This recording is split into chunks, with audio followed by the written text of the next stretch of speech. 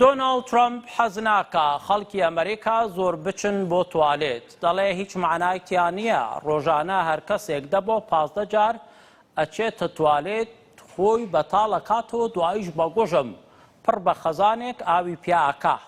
ئەمە هەموو مەسروفە لەسەر حکومە دەکەوێت. سەرۆکی ئەمریکا بە خەڵکی وڵاتەکەی ئەڵێ هیچ پێویست ناکا ئەوەندە بچنە توالێت. ڕۆژی یەک جار بەسە. زۆر مەخۆن بازەختان بۆ نەیە زیاتر لە جارێک بچن.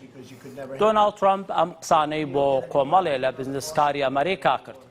گوتی حکوومەت لێکۆڵینەوە لەوانەکە ڕۆژانە بێحەد و حساب ئەچن بۆ توالێت. فەحسیانەکە بزانێ مشکیلەیان چییە.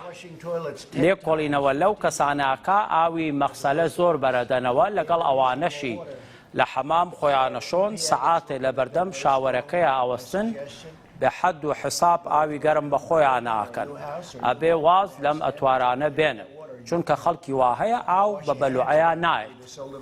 دۆنالد ترەمپ باسی گڵۆپداگیرساندنیشەکە ئەڵێ زۆرم پێخۆشە گڵۆپی زەرد گۆڕاوە بە سپی.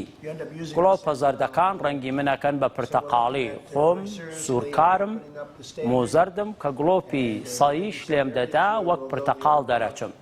ئێستا کە ئەوانە نەماون هەستەکەم بۆسترم.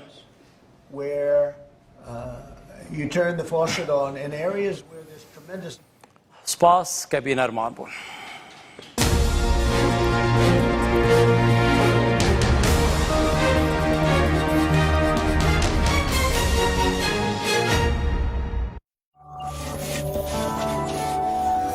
هەشت بە سپۆنسەری فاسلینگ.